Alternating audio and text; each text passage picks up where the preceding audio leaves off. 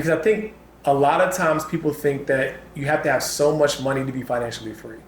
But the biggest lever that you have towards achieving your financial goals is time, right? I have a 3.5-year-old son, and I've been able to kind of just zoom out and say, okay, well, what does it look like if I just invested $100 a month for him until he's 18, or 200, or whatever it is that you can afford to invest for your child? And the more time you have, the easier it is, right? And so for me, yeah, there's plenty of adults that I'm excited to be able to help.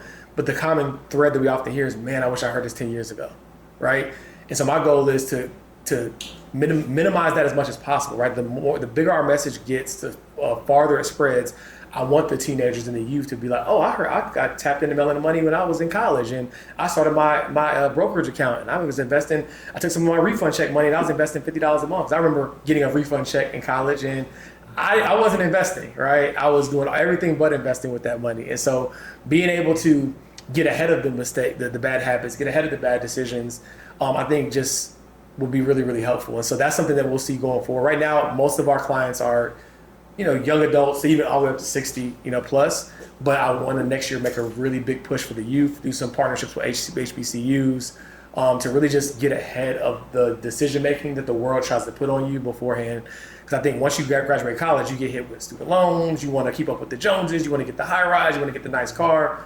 But if I can show them, like, hey, look, you can use money as a tool so that you can actually pursue your passion. Because that's what stops people from pursuing their passion, is because they put too much pressure on. It's like, oh, shoot, if I can't do this if it's not making X, Y, and Z.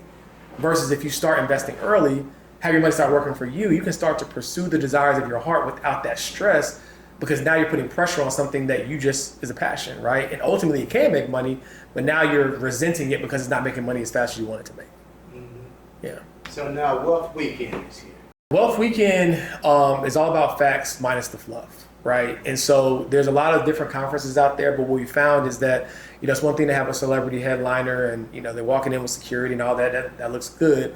But we want to make sure that people can walk away with tangible gems and tangible resources to actually implement. And so the first day of Wealth Weekend, we have a great lineup of speakers. People are really going to be breaking down their journey to wealth, what building wealth means to them, what are some of the things that they did, so people can learn and glean from that. On day 2, we actually have it structured as a breakout so that all the things that you learn from day 1, plus the formula and recipe that we provide our clients, you're going to be able to walk away with your own financial freedom framework, right? So what does it mean to have a cash flow plan, so to know when every dollar is coming in versus when it's going out and what to do with it? What does it look like to have an investment plan, and what is your freedom target? So they're going to be different breakouts, so that by the time you leave, it's like, oh, I know exactly what to do.